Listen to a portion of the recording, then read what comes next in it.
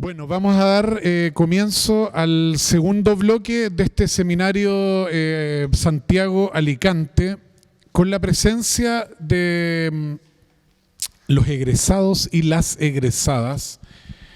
Tenemos la grata, como la suerte de poder contar aquí en este momento en Santiago con Verónica Frances. Bienvenida, Verónica. Con Rachel Molina, con Mauricio Nilo. Bienvenido, Mauricio, bienvenido, Rachel. Y desde Murcia nos acompaña online Tatiana Poggi, que está justamente junto también a Joaquín, que va a aparecer y por ahí. Hola, Joaquín. Está siempre tras bambalinas ahí, Joaquín.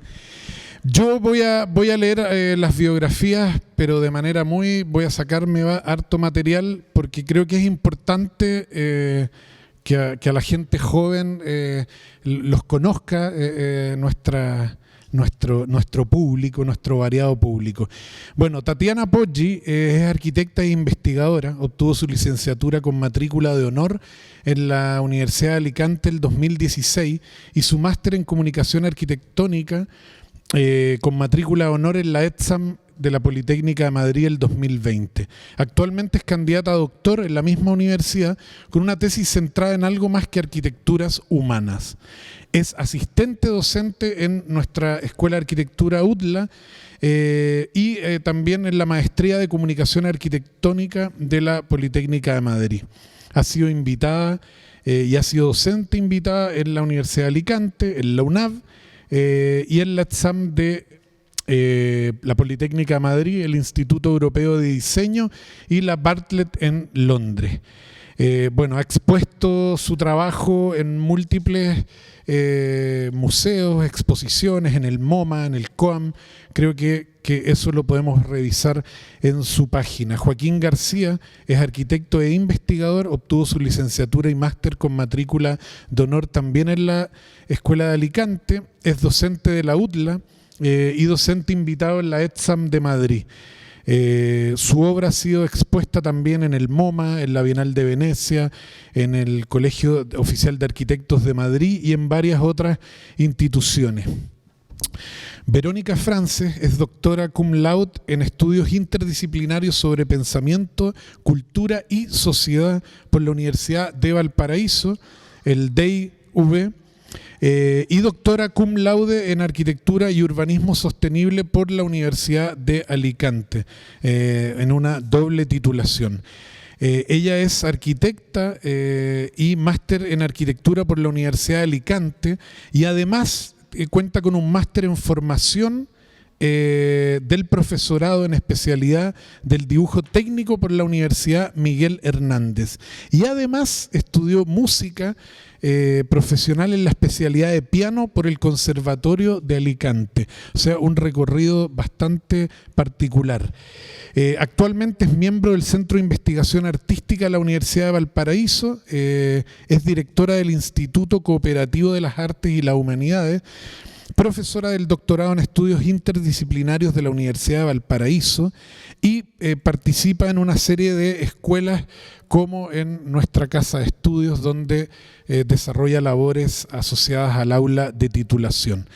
A mi derecha tengo a Rachel Molina, quien es arquitecta por la Universidad de las Américas, obtuvo su titulación a través del programa de intervención comunitaria con un proyecto construido en el barrio de los Músicos del Mundo en la comuna de San Joaquín en Santiago.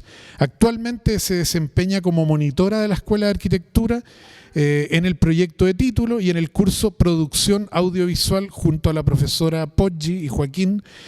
De forma simultánea es colaboradora de la Oficina de Prácticas y Proyectos, OPP, Gestión y Diseño de Proyectos Académicos para la Facultad de Arquitectura, Animación, Diseño y Construcción de la UDLA.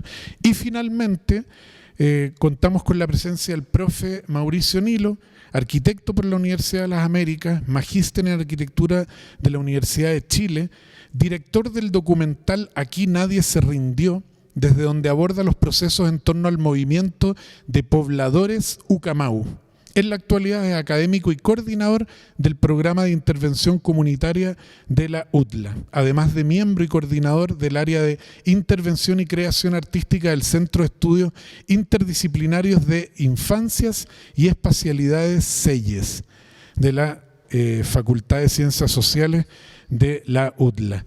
Quiero darles nuevamente la bienvenida a los cuatro.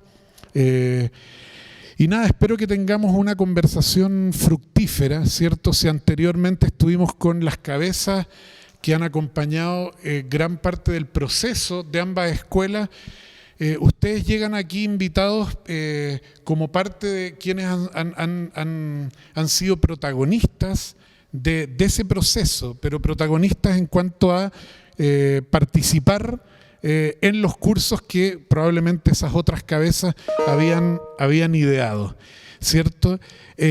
Para comenzar voy a referirme al trabajo, voy a partir con el trabajo de Verónica, y lo quiero hacer a través de este otro libro, el libro Emergencias de lo Poshumano, Desafíos Arquitectónicos y Pedagógicos desde un Margen Disciplinar, que es una iniciativa también me parece bastante potente. Es un libro que para los que no lo conocen es una selección de proyectos que hace Enrique con un grupo de profesores y apoyado con colaboraciones de textos de distintos colaboradores, donde de alguna u otra manera dan voz a los egresados y a las egresadas de la Escuela de Arquitectura de Alicante. Y en él aparecen justamente las dos invitadas que tenemos hoy como egresadas y arquitectas de la Escuela de Alicante. El proyecto de Verónica Frances, Diario de una Arquitecta, aparece en el libro bajo el arquetipo de la bestia. Ahí después Verónica nos podrá comentar si avala un poco ese arquetipo. Es raro porque siempre que a uno le llega el arquetipo tú dices, oye, pero como que sientes cierta distancia con esa figura que te están asociando. Pero dice que la bestia opera con fuerza, ¿cierto? Y eso lo podemos observar en esta cartografía que desarrolla Liz Villalba, ¿cierto? Con todas las acciones. Entonces, a propósito de este libro y a propósito del proyecto de Diario de una Arquitecta, quiero leer una cita a la cual se refiere justamente el libro en torno a tu trabajo. Dice, con Diario de una Arquitecta, Verónica nos propone un manual de insurrección arquitectónica. En él, en el que se registraron procesos y conflictos en lo que se había intervenido a lo largo de un año en Madrid, ante las emergencias habitacionales, desahucios, desalojos, surgidas en pleno movimiento 15M. Este diario supone un esfuerzo por laboratorizar un día a día, mapeos, son palabras como extrañas, destapiajes, ocupaciones, escranches, germinan imaginarios emancipadores en torno a modos de habitar posibles. Verónica, a propósito de tu proyecto de fin de carrera, me gustaría hacerte una pregunta que de alguna manera tú te haces, me gustaría que te refirieras a una pregunta que tú misma te haces dentro de este texto. Dice, ¿para qué sirve la arquitectura en este momento presente? Creo que es sumamente como radical que una estudiante en su proceso de título se haga tal pregunta. O sea, me parece como de una, y lo voy a decir de manera positiva, me parece de una brutalidad positiva. Entonces me gustaría que si te pudieras como referir a eso, a esa frase. Y bueno, abriendo todo esto que has traído, que bueno, es de una belleza, digamos, vasta. Bueno, es una pregunta que me parece que, no sé si soy así, me parece que yo la extendería a otra pregunta y es que tanto allá en el momento que Tatiana y yo estábamos estudiando como ahora acá, era un momento podríamos decir, post-revuelta, ¿no?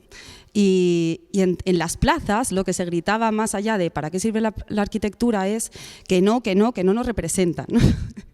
Y justamente la arquitectura estaba totalmente fuera de esos debates políticos sobre la democracia, sobre cómo convivir juntas, cuando además la palabra representación es una palabra que nos convoca, ¿no? Entonces, en ese momento, en Madrid, mi respuesta fue justamente a través de la representación, es decir, a través de contrageografías o a través de tomas de espacios como este, que por eso me llaman La Bestia, ¿no? Porque este espacio que nos tomamos entre 4 mujeres, que 2 de ellas éramos arquitectas, pero otras 2 no, era una nave industrial y nos lo tomamos para hacer no solo viviendas, sino un espacio de producción colectiva, ¿no? Donde además nunca se acabaron las puertas. Esto fue la obra final. Ahí está. Pero en el libro y también en mi tránsito hacia Chile me pasaron como varias cosas y quizá cambiaría un poco la pregunta, ya que de pronto la arquitectura sí, es cierto, puede aportar distintas herramientas de representación, ¿no? Como son las cartografías, los planos, las planimetrías, la misma palabra proyecto, ¿cierto?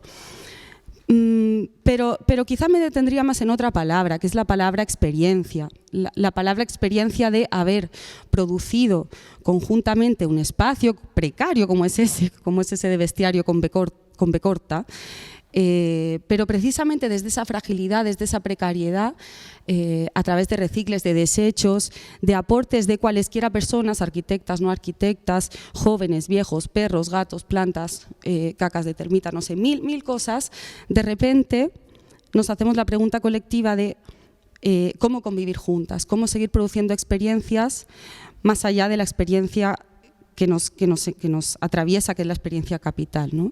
Y yo diría que lo que la UDLA, por ejemplo, ha aportado esa pregunta que hila hacia atrás hasta mi salida de Alicante, sería sobre todo la palabra frontera, pero no frontera como margen o como límite, sino frontera como que se atraviesa de un lado a otro, ¿no? Por ejemplo, Gloria Ansaldúa coloca la figura de la serpiente de Coatlicue en una especie de tránsito continuo sur-norte entre México y lo que llamamos Norteamérica, ¿no? Y esa frontera también cruza las 2 escuelas. Por ejemplo, jo vaig començar a parlar valencià una vegada vaig estar ací y vas a comenzar a anomenar a Alacant, una vegada vaig estar así, y no Alicante, que es la palabra colonizadora en español. Y también en la UDLA decir de que la gran mayoría de estudiantes que componen la UDLA, sus padres, abuelos, bisabuelos, tatarabuelos, vienen del sur. O sea, la mitad de estudiantes tienen beca CONADE, por ejemplo, ¿no? Porque esos lenguajes y esos tránsitos, ¿cómo se canalizan? ¿Cómo se canalizan como experiencia la producción de arquitectura en la escuela? Para mí esa sigue siendo la pregunta abierta. ¿Qué tiene la arquitectura que decir y que producir con esta riqueza y tesoro absoluto de lenguas, de experiencias que no vienen del español, sino que vienen de otros sures? Esa es la pregunta que tengo abierta y que mis estudiantes me han hecho aprender muchísimo. O sea, les agradezco muchísimo. No, ahí tú abres, Vero, claramente unos territorios a propósito de lo que hablábamos en el primer panel, que para la escuela yo creo que todavía están inexplorados, y yo creo que justamente la riqueza de estas aulas radica en eso, o sea, en cómo se establece un diálogo que es bastante horizontal y donde tú lo que acabas de decir es cómo tú también estás aprendiendo de tus estudiantes, cuando la escuela tradicional ha sido que el alumno viene a aprender del profesor. Entonces creo que aquí hay un proceso bastante como transversal y enriquecedor. Tú me cambiaste o cambiaste el foco de la palabra margen. Yo hoy día he como transitado por esa, pero a mí me llama mucho la atención que tú recién lo dijiste, cuando dejas Alicante, te vienes a Chile. Me gustaría saber también por qué eliges a Chile. Creo saber o atisbar por dónde va esa decisión. Pero lo interesante es que tú no te mueves a Barcelona, no te mueves a Madrid, sino que te vienes a Chile y te desplazas más encima a Valparaíso. Y dentro de tu práctica posterior o como parte también de este proceso de los bestiarios, de estas cartografías, tú terminas en algún momento trabajando en Laguna Verde, ¿cierto? Que es como la espalda de Valparaíso, que hay un mundo en donde... Entonces, creo que seguimos transitando por márgenes. Entonces me gustaría como que nos comentaras, aprovechando también que estás acá, ¿por qué esa decisión? ¿Por qué esa decisión de venirte a Chile? ¿Por qué ir a Valparaíso y trabajar durante largo tiempo desde allá?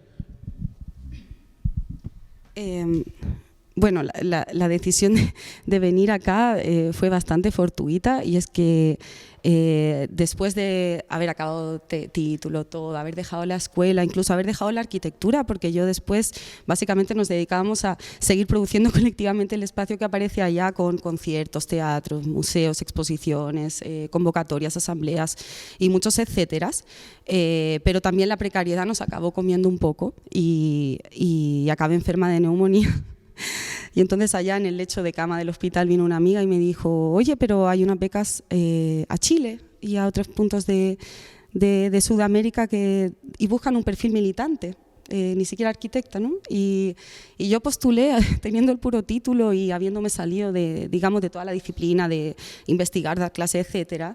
Y mi línea roja también estaba en no participar en un estudio, que eso ya lo hice durante la carrera con consecuencias, buenas y malas.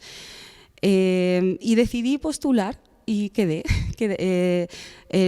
por un lado el colectivo Left Hand Rotation, que al hilo de lo que estamos hablando es un colectivo maravilloso que responde a la pregunta ¿qué hacemos con la arquitectura hoy? Y la otra beca era para acá, para Chile, y yo me vine acá a la Universidad de Chile.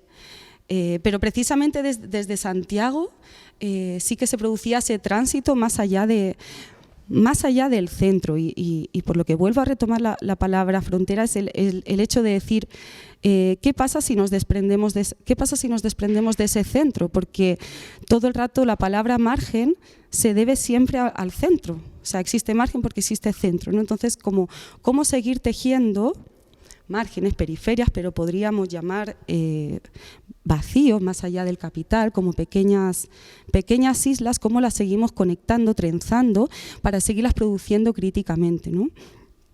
Y en ese sentido, acá sí que aprendí quizá como alegoría una palabra que va más allá de la bestia, que es la que yo le propuse a Enrique para el libro, que es la palabra piedra, ¿no? Que acá, por ejemplo, voces que vienen desde Perú nos hablan de que producir juntas espacio no tiene que ver con quizá cómo hablar por las comunidades o ni siquiera cómo hablar con las comunidades, sino cómo esas comunidades nos hacen hablar, inclusive cómo esas piedras nos hacen hablar. Quizá por ese motivo me fui desplazando a puertos como Valparaíso o a otros sures, y ahí sigo. Hoy yo quiero aprovechar, este es un espacio también creo que es como más informal en términos, pero quiero contar cosas que me ocurrieron no sé, el último tiempo, pero yo a Verónica estábamos conectados hace mucho tiempo por Twitter, porque ella en Twitter es Irve, ¿ya? Entonces un día ella pone una foto de, no sé, una charla de UTLA, y yo le escribo: oye, ¿tú estás en Chile? Sí, hago clases en el aula de título. Y dije: no, pero es que, ¿cómo?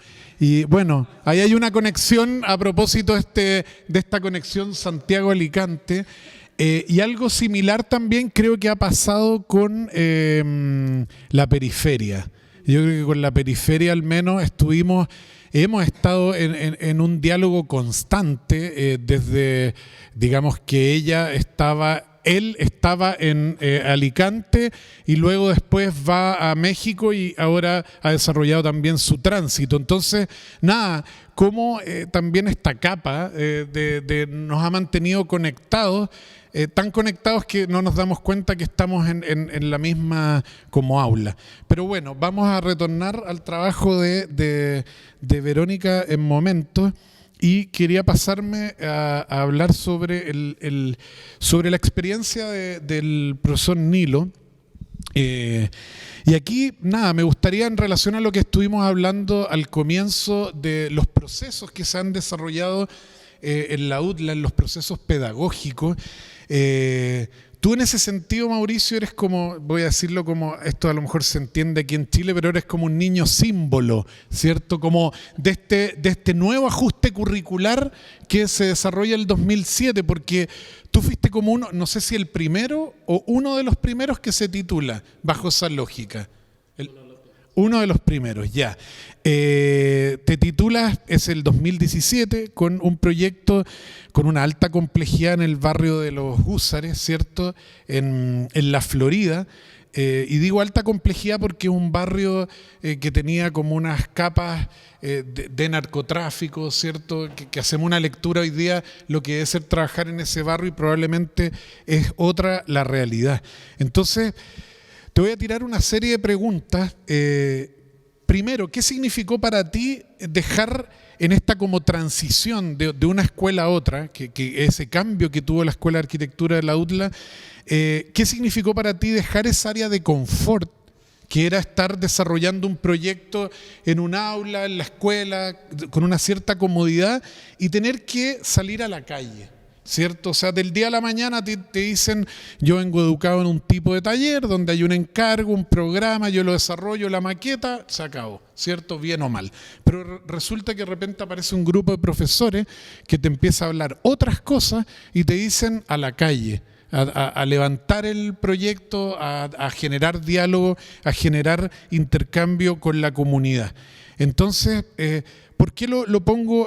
Porque justamente tú vienes de esa línea, te educas con, no sé, profesores como Boris Venado, Matías Dikonsky, ¿cierto? Profesores que también, lo voy a repetir aquí, manifestaron un cierto rechazo cuando nosotros llegamos a la escuela. O sea, se sintieron como obviamente atacados, ¿cierto? Entonces, ¿cómo viviste esa transición de estos dos modos o formas de pedagogía? Y si de parte tuya hubo algún rechazo. O sea, me gustaría en ese sentido que nos comentaras, porque creo que es un material bien valioso eso. Bueno, creo que ahí hay un poco un espacio errado en tiempo. Yo no estuve con todos esos profesores que tú nombras. De hecho, vengo de otra escuela. Y quizás esa escuela es más terrible de lo que tú puedes, como mencionas en la pregunta. La escuela que yo venía era aún peor, era la que diseñaba solamente para este 7% de la población que la escuela de la UDLA siempre nombra, ¿cierto? Por lo cual yo salgo de esa escuela justamente porque no era la visión de arquitectura que yo imaginaba o las intenciones que yo tenía como un futuro arquitecto. Sin embargo, solo la descubrí al momento de entrar a este proceso nuevo. Yo creo que justo llegué en el momento de transición. Sí viví dentro del alumnado, ¿cierto? La diferencia o los resquemores que tenían con respecto al proceso de cambio. Bueno, yo aquí anoté incluso, sin saberlo, casi con tus mismas palabras, y que lo hablo también en la tesis en la cual desarrollé para el magíster, que es la comodidad de la arquitectura. De este arquitecto que es creativo, pero siempre es individualista desde su proceso de creación, como alguien que llega a un territorio o a un lugar o a una comunidad siendo el que es el técnico y distribuye y entiende las problemáticas, pero no las comunidades. Y a lo que busca la UDLA, el arquitecto ciudadano, que es el que trabaja colectivamente. Sin embargo, tiene este proceso creativo de igual manera, pero con una transformación social urbana. Por lo cual, dentro de esa lógica, para mí fue muy cómodo pensar mi título de esa manera. De hecho, creo que de la primera generación, puedo ser el único que decidió hacer el título de esa manera. Me lo propusieron, que había 3 secciones de título, las 3 muy distintas, y yo me dirigí por el proceso participativo en el marco del programa de intervención comunitaria.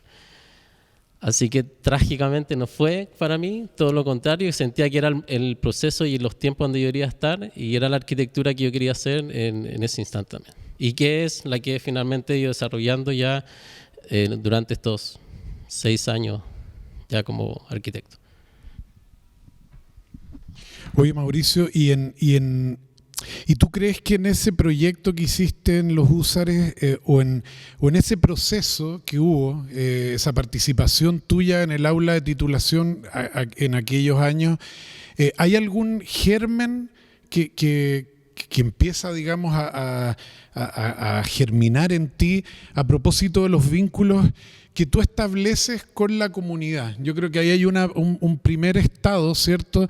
Tú te comienzas a vincular con la comunidad y en la población de la Florida, y eso abre o despierta un interés tuyo por empezar a trabajar, ¿cierto?, con comunidades. Y te lo pregunto a propósito de esto que estamos viendo, porque tú al salir te titulas y después, bueno, el devenir natural es seguir especializándose, seguir estudiando. Creo que es algo natural entre muchos que buscamos, o los que están quizás compartiendo hoy día en este seminario. Y es bien interesante porque tú llegas al magíster de la Universidad de Chile y fíjate, o sea, ahí lo que empieza a desarrollar como tesis final de magíster es un documental, ¿cierto? Que documenta, valga la redundancia, un proceso social, una lucha por una vivienda digna, y que yo creo que tiene un valor, es un caso, yo diría, bastante paradigmático. Ahí a lo mejor después Verónica nos podría también, desde su expertise, comentar qué le parece este tipo de procesos, ¿cierto? Que conllevan también una cierta burocracia, ¿cierto?, para llegar a construir ese edificio. Pero nada, me gustaría, como para cerrar esta primera tanda de preguntas, que nos comentaras cuál es la conexión que hay o que se genera desde el proyecto de título tuyo en los húsares a este documental que desarrollas, que sigue en esta línea como abierta que hemos estado discutiendo en la primera parte del seminario, esta forma abierta de hacer arquitectura y que está presente en esta mesa. Bueno, creo que hay varios temas. Lo que me lleva a hacer el magíster, o como la postulación que yo realizo al magíster, es en base a mi proceder como titulante del proceso de arquitectura de la UTLA, pero también como docente en los procesos participativos del mismo programa de intervención comunitaria. En base a, bueno, finalmente, ¿qué es participar? ¿Cuáles eran mis dudas en ese momento? Eran, bueno, ¿qué tan partícipe realmente son las comunidades en los momentos de hacer los proyectos? Sobre todo desmitificando esto que siempre se escuchaba como en pasillos, en cada lugar donde iba, era como, bueno, la gente no sabe lo que quiere, el arquitecto es el que tiene que diseñar, de quién es el proyecto, ¿cierto? ¿Cuál es la participación ahí, o el codiseño, el que nombramos tanto en la escuela? Sin embargo, ¿de quién es la autoría finalmente? Que es algo que al arquitecto, al parecer, es de mucha importancia o tiene mucha relevancia, y que un poco se tapa eso cuando pasa a procesos participativos con comunidades. Entonces, mi postulación al magíster fue desde esa línea, y en el ir descubriendo, ¿cierto?, con distintos autores de qué es la participación, y quizás una de las primeras como conclusiones que llegaba al momento de ir leyendo es que, y un poco el documental lo muestra, es que la academia finalmente es la que teoriza sobre la participación, pero al momento de trabajar en los territorios, trabajar con comunidades, los procesos siempre van a ser más fáciles cuando los y las arquitectos y arquitectas se involucran en los procesos y con esas comunidades. De hecho, el documental lo que buscaba era buscar ese proceso participativo, pero además de entender el proceso participativo, y las preguntas eran como las que intenta abordar, es qué pasa cuando hay diferencias o exclusiones desde la misma comunidad. El eslogan que tenía el proyecto de maestranza de Bucamao es: este proyecto lo realizaron 427 arquitectos, que son 424 comunidades más 3 arquitectos que son los que lideran. Entonces era como, wow, ¿cómo hace un proyecto 424 arquitectos cuando cualquier proyecto que me ha tocado trabajar, entre 2 o 3, es difícil como coordinarse e imaginar cómo iba a ser este proceso? Entonces, dentro de la búsqueda y del desarrollo del documental, se entiende que la participación no es un ente, como decía antes Rodrigo, con las comunidades como algo prístino, todo lo contrario, son súper complejos. Sin embargo, cuando el profesional se involucra y es parte de esa comunidad y lo entiende, y ese entender es pasar tiempos y tiempos, un poco lo que tú dices, como estas horas calle. Por lo cual ahí viene todo otro tema sobre la precarización de la profesión, porque los arquitectos acá estuvieron, el proyecto de maestranza son 10 años por la búsqueda de esa vivienda digna, sin embargo los arquitectos estuvieron 7 años sin recibir un sueldo. Entonces ahí es cuando es otro tema, otro flanco que abre la participación con la precarización de los profesionales. Y bueno, el documental ha tenido esa transformación quizás en el pensamiento que llevaba desde ya como docente, entendiendo lo que era la comunidad, cuáles son los proyectos. Sin embargo, aún, y es algo que estoy desarrollando, es cómo ir compatibilizando efectivamente los procesos participativos, pero sin dejar de lado el diseño de esto que nombraba antes como el arquitecto creativo, para hacer buena arquitectura, pero también para que las comunidades sean parte de ese proceso. Gracias, profesor. Tatiana, ¿estás ahí o no? Oye, Sí, aquí estamos. Bueno, a propósito de los arquetipos, tú eres la cyborg, ¿cierto? Dice en el libro, tomar en consideración la figura del cyborg propuesta por Donna Haraway supone afrontar una transformación radical para la práctica y para los modelos docentes de arquitectura. Ya con esa introducción es como, wow, hay como todo un mundo que se nos abre, me parece sumamente como estimulante solo pensar eso. Voy a leer solamente la descripción que aparece en este libro sobre tu proyecto de fin de carrera que se llama La Mujer Digital, que es lo que estamos viendo a mi izquierda, ¿cierto? Y dice así: la mujer digital se articula como una investigación propositiva que explora la condición de domesticidad y proyección política de una mujer en la ciudad contemporánea, utilizando el mundo digital como clave.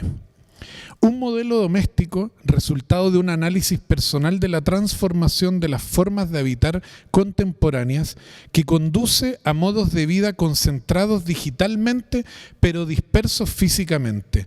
La forma de vida de la mujer digital. Una investigación que habla de la mujer, del cuerpo, del cyborg, de los cuartos propios y espacios conectados, de atmósfera, de la domesticación, del espacio o de las identidades friccionadas. Tatiana, tu proyecto de fin de carrera te sirvió personalmente para buscar nuevos métodos y aproximaciones al proyecto, o fue un catalizador donde se cristalizaron los aprendizajes obtenidos durante tu proceso como alumna? Bueno, qué difícil. Yo creo que fue un poco las dos cosas. Desde luego fue un catalizador y también fue un resumen de prácticas. Al final se trató de una investigación, bueno, también en el libro creo que aparece, que decidí desarrollar, o sentí en ese momento que era probablemente la última investigación en la que realmente le iba a poder dedicar el tiempo que yo deseara y que quisiera, ¿no? Entonces, en vez de decidir hacerla en 9 meses, que es lo que en teoría y por créditos corresponde en la Universidad de Alicante, me dediqué más de 2 años, ¿no? Al final, a acabar. Tardé más tiempo, en ese momento me lo pude permitir económicamente, entonces pues, era como una decisión pragmática. Esta es la última vez que voy a poder investigar durante tanto tiempo, porque a partir de ahora voy a tener que trabajar y no voy a poder permitírmelo. Entonces, fue un proceso extenso en el que yo iba produciendo y decidiendo hacer más, ¿no? Cada vez más, cada vez más. El inicio de La Mujer Digital realmente partía de reeditar el proyecto, intentar reeditar el proyecto de La Mujer Nómada de Toyo Ito 30 años después, ¿no? El PAO de las chicas nómadas de 1985, que aparece muy bien descrito en el libro de escritos de Toyo Ito, que por cierto está publicado por José María Torres Nadal. Y bueno, ahí él explica que este PAO, ¿no?, que diseña después del restaurante nómada como proyecto Probeta, este PAO de la chica nómada es, bueno, una estructura como una especie de crisálida colgada en un centro comercial de Shibuya, para el personaje de la mujer nómada, que es como el mayor representante de la ciudad de Tokio, ¿no? Tanto por su posición, digamos, como independiente, como por ese arraigo que tiene o esa forma de conquistar la ciudad, ¿no? Al final ella no necesita una casa porque va a los restaurantes a comer, porque va a los jardines y a los parques de la ciudad a hacer ejercicio, porque utiliza los teatros y los cines como lugar de ocio, de salón. Entonces solo necesita, digamos, esa pequeña crisálida con unas piezas de mobiliario. Y bueno, al final, como esta transición a la mujer digital, 30 años después, es repensar que el modelo de mujer socialmente ubicada, soltera, independiente, etcétera, que conquista la ciudad, realmente está conquistando el territorio global porque es un ser digital, ¿no? O sea, está en todos los lugares a la vez. No necesita un promobiliario para la comida o para la belleza porque tiene un smartphone, una tablet y un ordenador portátil, ¿no? Y todo lo que necesita realmente lo transporta consigo en su traje, en el traje que se diseña, y en su maleta. Esta es un poco la idea del inicio del proyecto. Entonces, a partir de ahí se van desarrollando una serie de escalas, ¿no?, de trabajos con diferentes escalas, que bueno, como luego muy bien hizo Andrés Jaque en sus revisiones, en su revisión sobre este proyecto que aparece en el libro editado por Enrique, tiene mucho más que ver con la transescalaridad que con una serie de escalas relacionadas con la arquitectura, como yo pretendía en un principio, ¿no? Trabajar con el territorio, trabajar con el espacio doméstico, trabajar con el cuerpo, o trabajar con lo digital, ¿no?, como una cuarta, digamos, escala virtual, sino más bien con esa idea de la pérdida de un sistema de coordenadas, ¿no? O sea, al final, cuando por ejemplo se proponen estos dos mapeados que tenían que ver con esa escala de territorio, en realidad se está diseñando el primero, la cartografía cosida que cosí, que se llama autogeografía. De hecho, creo que Vero tiene también un documento que se llama autogeografía en su proyecto final de carrera, que luego me di cuenta posterior y dije, ¿cómo puede ser que hayamos hecho un documento con el mismo nombre? Bueno, en realidad este territorio está formado por diferentes ciudades, o masts urbanos, como yo los llamaba, que eran, digamos, los territorios en los que la mujer digital se encontraba físicamente, ¿no? Es decir, en vez de los restaurantes de la mujer nómada, la mujer digital directamente iba a comer a Milán, ¿no?, o a Roma, o iba a comprar ropa a París. Su armario ya no eran las boutiques de Tokio, sino que era directamente París, o sus centros, digamos, profesionales, ¿no?, tenían que ver con Londres o con Nueva York, con las grandes ciudades, con esas grandes universidades, ¿no? Y luego estaba el contrapunto, ¿no?, que era la contrageografía, que es el documento de la derecha, que tenía que ver con esos territorios de contrapoder, que creo que ahí también tiene mucho que ver con todo lo que estábamos viendo en Alicante en ese momento, con todo lo que veíamos en clase con Miguel, con Andrés Jaque, desde luego con esta cosa de descajanegrizar, ¿no?, lo que hay detrás de cada proceso arquitectónico, experiencial, territorial, que eran, bueno, territorios de contrapoder en los que la mujer digital no estaba físicamente, pero de los que se aprovechaba, ¿no? Digamos, ¿dónde se producía esa ropa que realmente estaba comprando? Pues se producía en Arteixo, en Tánger, en el norte de África, en fábricas de Inditex, con unas condiciones de trabajo de las personas que fui analizando, ¿no? O dónde se producían los productos químicos que consumía cuando estaba de fiesta en Ibiza o en Bangkok, o dónde se producía la tecnología que consumía, que era en Shenzhen o en China, en Tailandia, donde se analizaban, por ejemplo, desde, no sé, fábricas de Foxconn, por ejemplo, donde se producen los iPhone y la tasa de suicidios es altísima. O sea, era como esta forma de intentar visibilizar, que es algo que hacemos mucho en Alicante y nosotros concretamente, los procesos que hay detrás de lo que en principio parecen ser arquitecturas, ¿no? Bueno, no sé si me estoy yendo.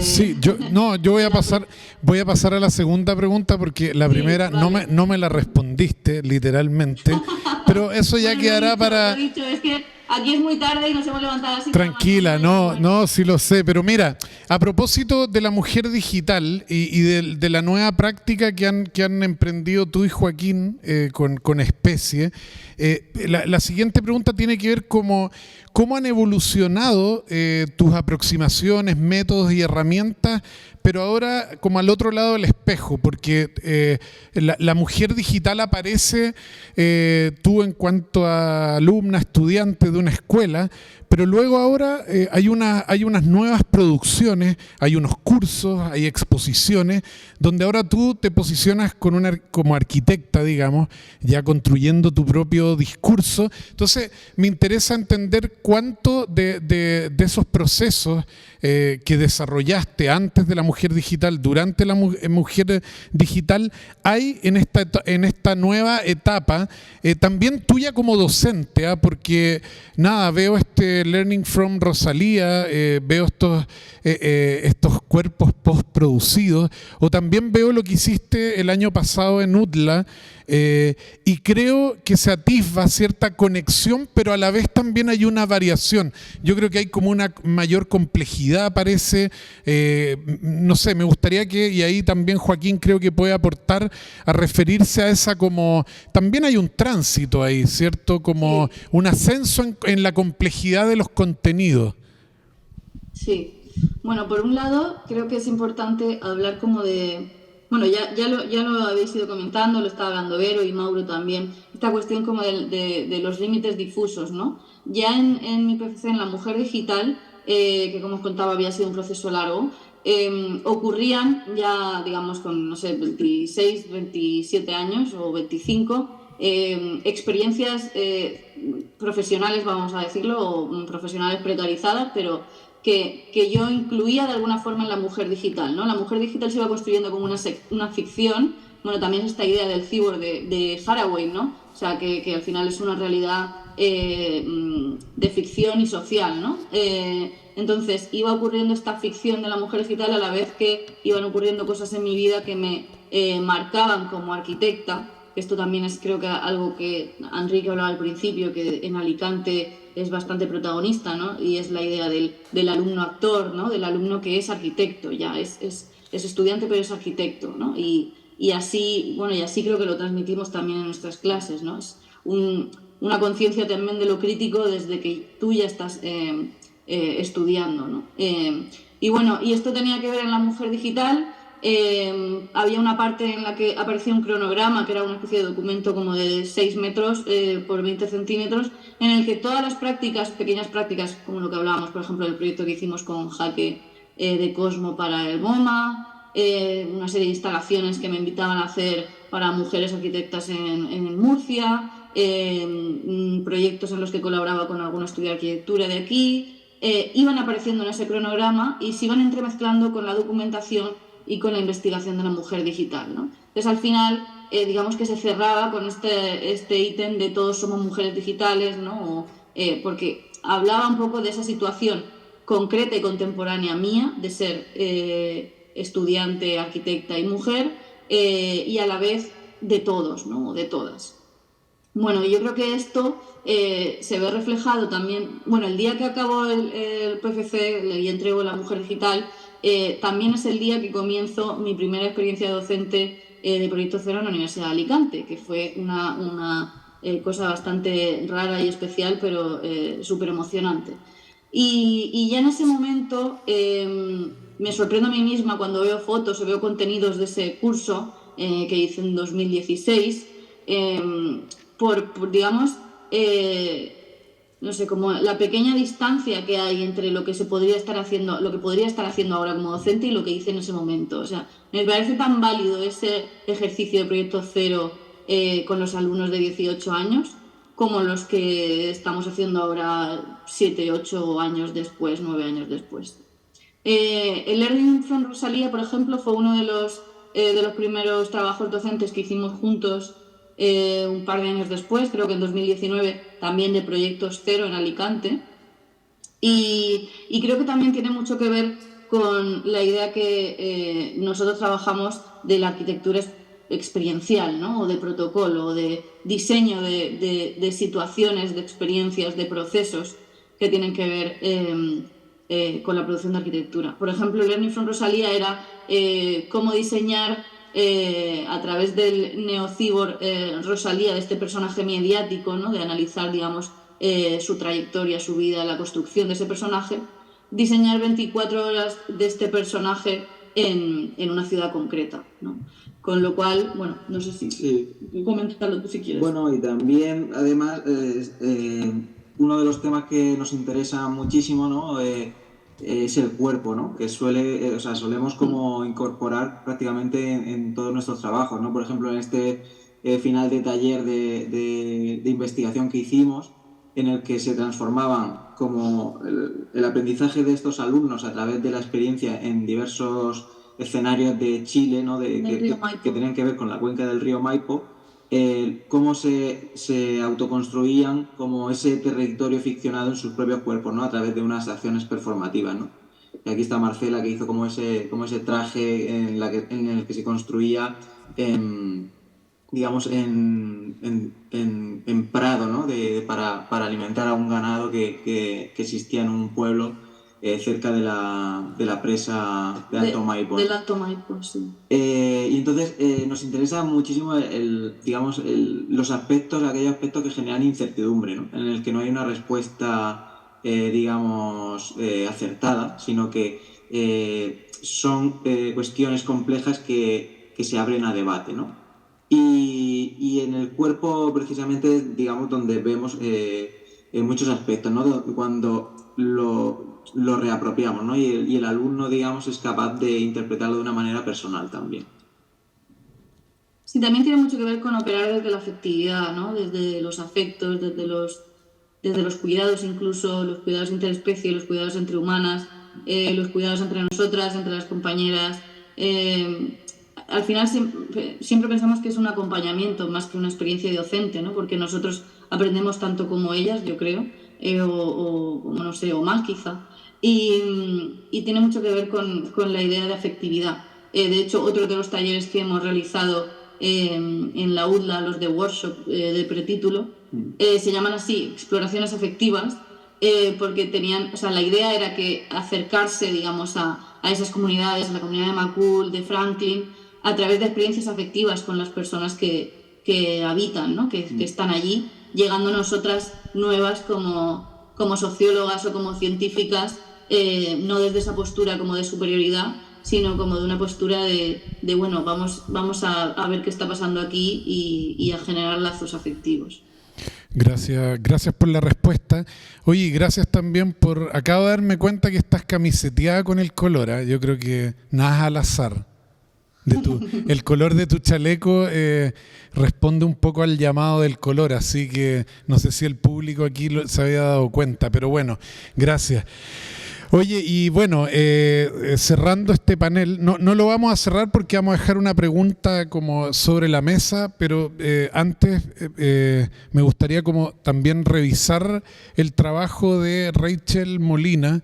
Rachel, en tu caso, a ver, tú haces justamente a propósito de estas como cuando yo llego a la escuela, a qué escuela llego, ¿cierto? A propósito de estos aprendizajes,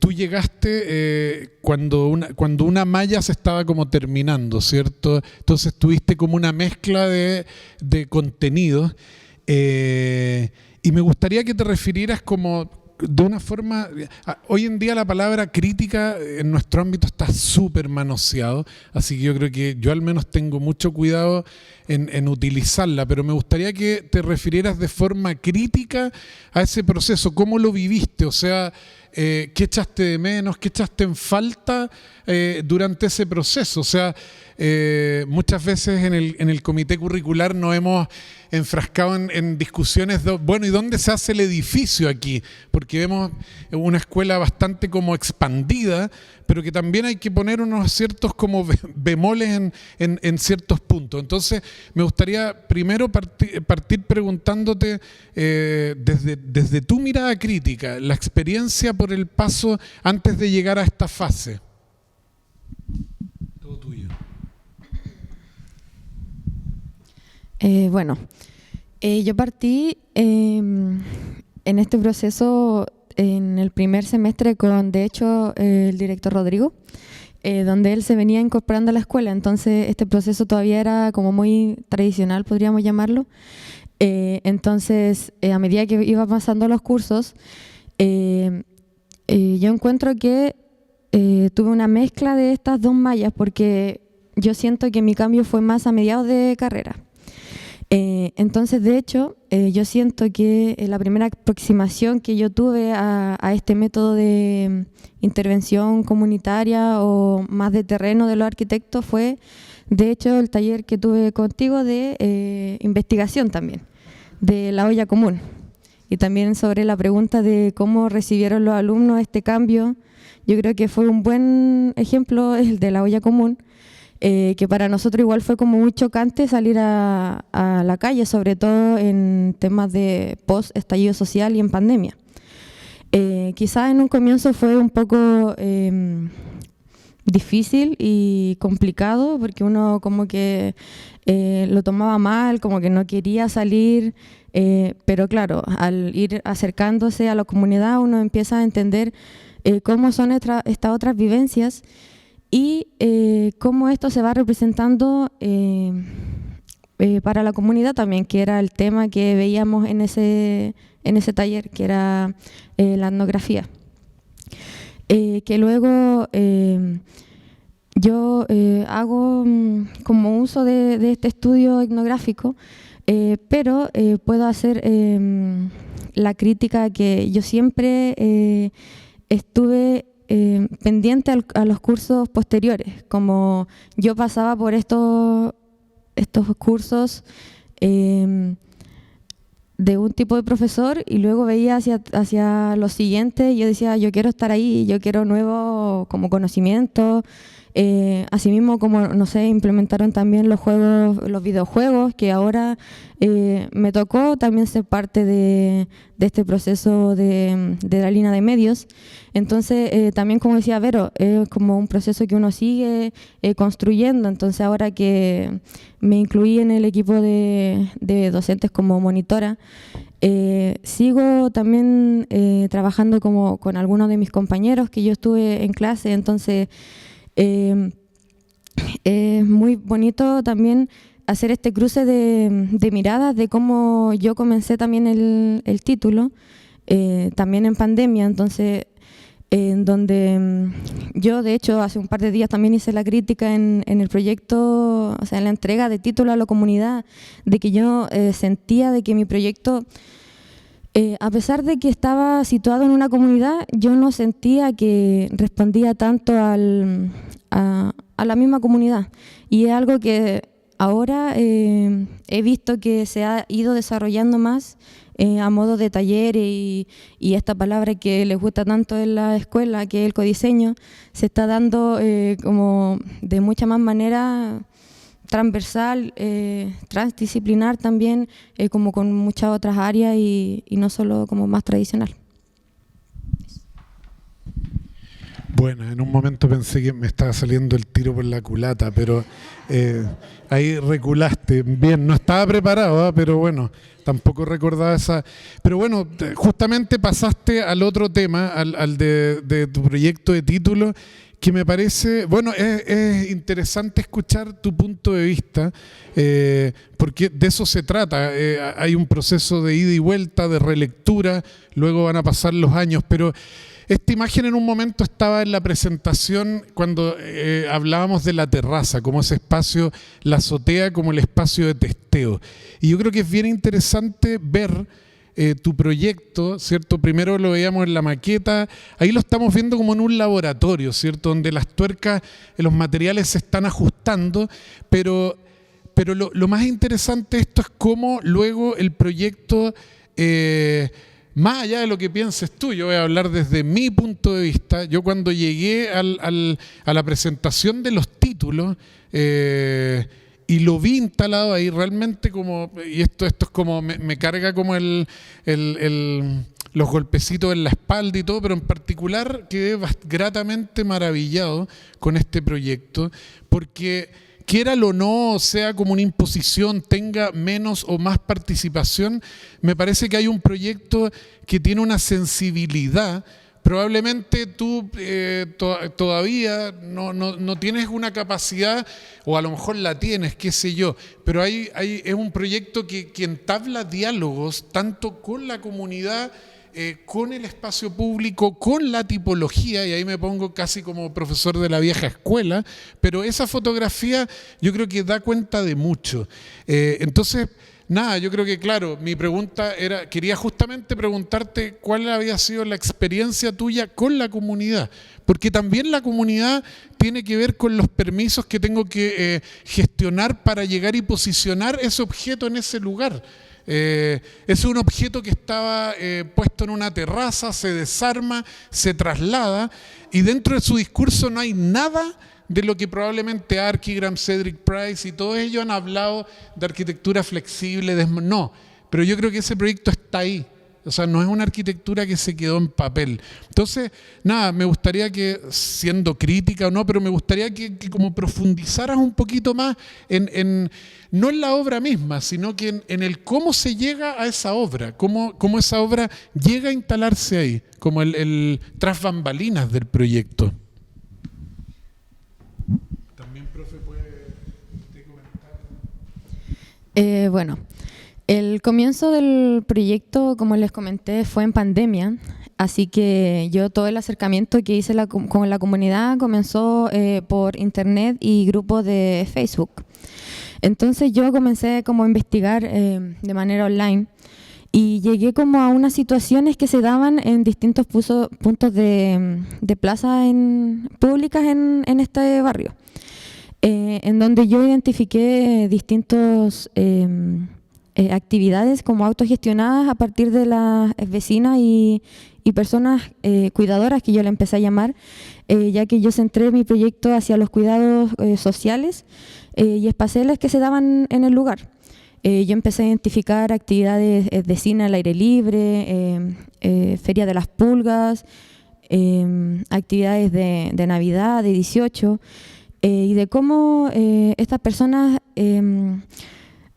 querían tener permanencia en este lugar, porque claro, en la pandemia se cerraron las plazas, pero la particularidad de esta plaza es que no podían cerrarla porque era flujo directo de los vecinos. Entonces era una interrupción en la cuadra que daba paso a la vida cotidiana de los vecinos. Entonces a partir de esto yo empecé a generar contacto a partir de la Junta de Vecinos, que fue como mi primer contacto oficial, que yo busqué llegar a esta junta porque la plaza me llamaba mucho la atención y de la vida que se generaba ahí, a pesar de ser como una plaza tan escondida. Entonces luego llegué a la Feria de las Pulgas, que la organizaba la señora Angélica Galvez, y empezamos a generar un diálogo para generarle una estructura que fuera multifuncional, que funcionara tanto los fines de semana como Feria de las Pulgas y en la semana como infraestructura social para la comunidad. Entonces, lo que hicimos fue como generar más que nada reuniones, podríamos llamarle, en donde junto con más que nada la comunidad de vecinos que organizaban estas actividades y también en paralelo con la Junta de Vecinos. Llegamos como a diálogos, a vínculos sobre cómo iba a ser la estructura.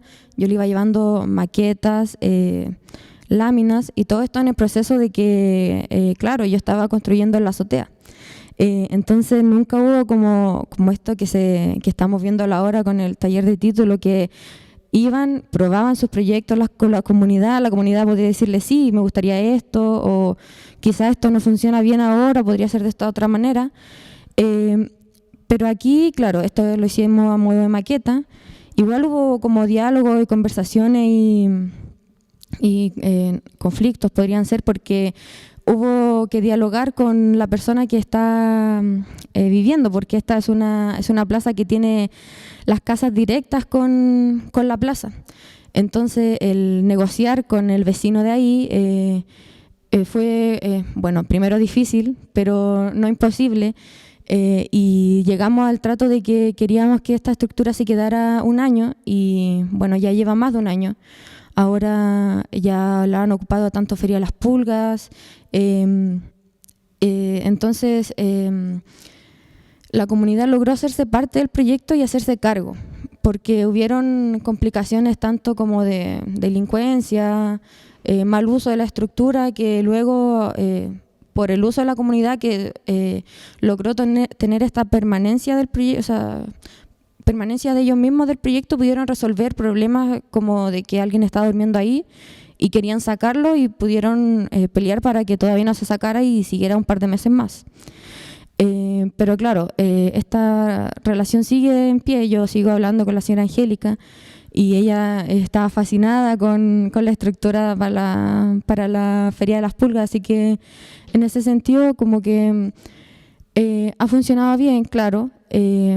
Pero sigo teniendo como la crítica de que, a pesar de que a mí me decían que yo era la que tenía más comunidad, yo siento que podría haberla trabajado mejor, pero claro, quizás me faltó medio semestre de pandemia o no sé, pero de todas maneras igual súper contenta con cómo se ha dado todo este año y medio que ha seguido en pie. Oye, vamos a comenzar a cerrar y lo vamos a hacer, yo sé que bueno, nos queda mucho por conversar, pero esperemos que este sea como un primer espacio de este tipo donde generamos como conversaciones entre diferentes como actores que participan de esta y otras escuelas, ojalá. Pero me gustaría cerrar poniendo como una palabra sobre la mesa y dejando el micrófono abierto, porque hoy día hemos conversado del pasado, ¿cierto? Como a nivel de los inicios, de los comienzos de esta escuela. La conversación ahora ha girado en torno a la hora, ¿cierto? A proyectos recientes. Pero me gustaría poner el vector, digamos, temporal hacia el futuro, digamos. Y qué mejor para hablar de futuro ustedes más que nosotros. Yo ya me empiezo, y con esto quiero abrir un pequeño paréntesis. Yo ya me considero que estoy en una línea ahí de transitando entre la juventud y la vejez casi, no mental. Pero ayer me tocó participar de una comisión en probablemente una de las mejores escuelas por ranking de Chile. Era un taller 4, o sea, taller 8, correspondiente a cuarto año de la carrera. Y salí pero impactado, porque eran alumnos que después traté de indagar más, habían entraron a la carrera en pandemia. Y me llevé una impresión, o sea, el profesor era bueno, la aula era buena, todo, pero los alumnos estaban como pandemiados. No, es que todavía estoy pensando qué ocurrió ayer, pero resulta que les planteaban un taller con toda la apertura posible, o sea, podían hacer lo que quisieran realmente.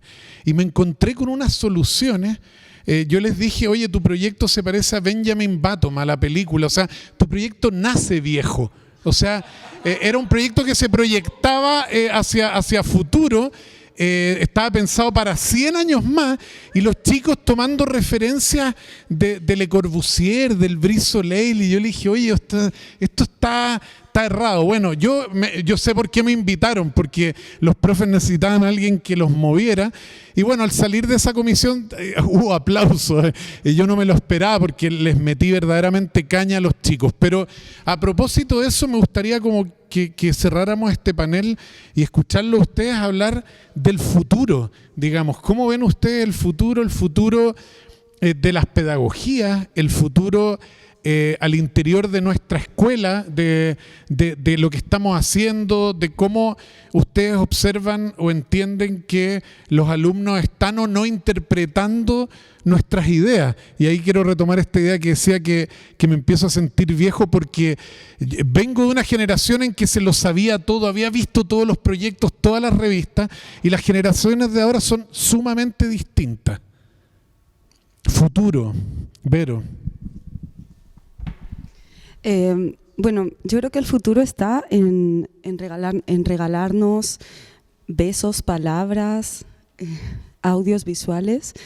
Hay una palabra en particular que salió desde Sudamérica, desde los movimientos sociales, donde también transita Miguel Launer y otras personas que también transitan a la vez la UDLA, que es la palabra producción social del hábitat. Y justamente pone el acento no tanto en los expertos, sino sobre todo en la experiencia misma, no en la experiencia de la experiencia, ¿no? Y esa experiencia misma del habitar, precisamente lo que dicen las organizaciones, como bien destacaba Nilo con Ucamau, es, bueno, esa experiencia la tiene cualquiera, la tienen cualesquiera, incluso más allá de las personas, ¿no? Pero si hablamos de futuro, yo había traído un librito en el bus que me estaba leyendo, que conoce Leo también, que es Daniela Catrileo, y me parece que en 2 párrafitos, si me permiten leer, resume, a mí me parece hermoso. Y para mí el futuro está en estas pequeñas historias, dice. No realizábamos cambios estructurales, ni gastábamos lo poco que teníamos, porque nada era nuestro. Y tarde o temprano, todo se desplomaría, pues. Decíamos que si no estuviéramos al borde de la muerte, nos lanzaríamos a la arquitectura experimental andina, con una pizca de Mata Clark, compitiendo con los hermosos cholets de Freddy Mamani. Ni qué futuro distópico ni nada, era juerga o muerte. Nuestras construcciones eran para seguir viviendo, para no pensar en el abismo que llevábamos todas dentro. Así que martillábamos como si de una minca se tratase. Y me parece que en estos tiempos oscuros hay que rescatar las mincas de este Mapochoe y no Santiago, que todavía transita, sobre todo entre las estudiantes.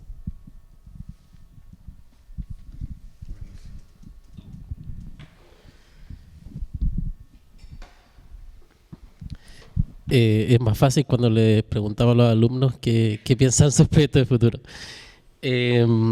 A ver, yo estoy muy de acuerdo en la línea que comenta Vero. Creo que parte de eso de estar constantemente situándose en los lugares de estudio, entendiendo cómo corren las corrientes sociales, y sobre todo no estar en este extractivismo académico que por generaciones siempre las universidades han intentado como ir a los territorios, sacarles información, llevársela a un estudio y no devolverle nada de vuelta.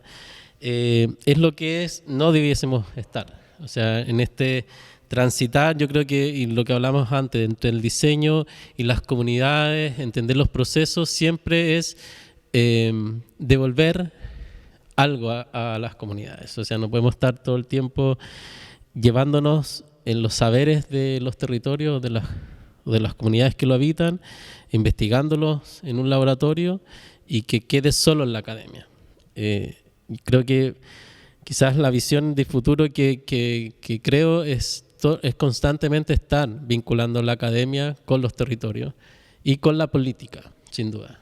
Creo que esa triada es la esencia, bueno, es quizás lo que todos deseamos y no es fácil, sobre todo en estos tiempos, pero creo que esa es la manera en que hay que proceder o trabajar en pro de ello. No sé.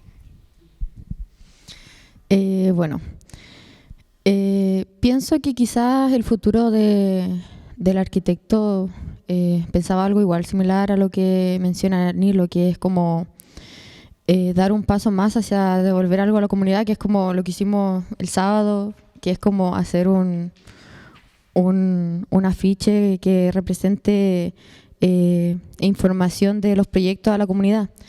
Yo creo que quizás el futuro está en que el arquitecto se implique más en los proyectos y en las comunidades, en el sentido de que luego del proceso y de la finalización de los proyectos que no abandonen ahí, que quizás se ve mucho en los talleres, lo veo como en los cursos, de que los estudiantes estudian algo y ahí se olvidan, y ahí queda.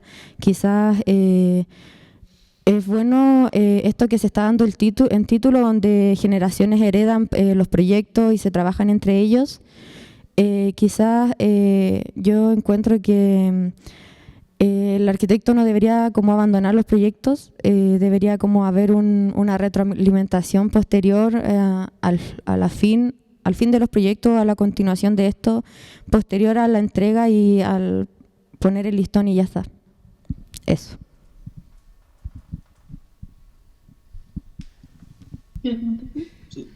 Sí, para nosotros el futuro se basa sobre todo en el optimismo, ¿no? Y en la confianza también en que los estudiantes, o sea, que cada generación es capaz de dar respuesta a su propio contexto, ¿no? Sí que es cierto que, por ejemplo, entendemos que la relación con la propia cultura del proyecto ha cambiado, ¿no? O sea, ese conocimiento que decías tú, José, de saberse cómo los proyectos, buscar en revistas, ha cambiado mucho de cara a cómo el estudiante se relaciona con la información, ¿no? A través de internet, de diversos medios, digamos, mucho más difusos. Pero estoy seguro que encontrarán otras maneras de operar que nosotros desconocemos hasta ahora, ¿no? Que no son capaces ahora mismo de atisbar. Y en ese momento en el que estamos, ¿no? En ese cambio, digamos, de relacionarnos con la cultura del proyecto, ¿no? Y nada, eso. Súper. Oye, yo creo que nada, agradecer solamente a Verónica. Verónica trajo un arsenal aquí que yo creo que lo vamos a poder aprovechar los que nos quedamos en la versión presencial. Agradecer a Rachel, Tatiana y Joaquín allá desde Alicante y a Mauricio por darse el tiempo, la paciencia. No es fácil tomarse a fin de año estos tiempos, pero yo creo que ha sido una conversación fructífera. Agradezco también al público que nos acompaña y nada, los agradecimientos a todo el equipo de la Escuela de Arquitectura que siempre está aquí ayudando y dando soporte a este tipo de actividades. Un abrazo y seguimos. Saludos. Saludos. Chao, Tatiana.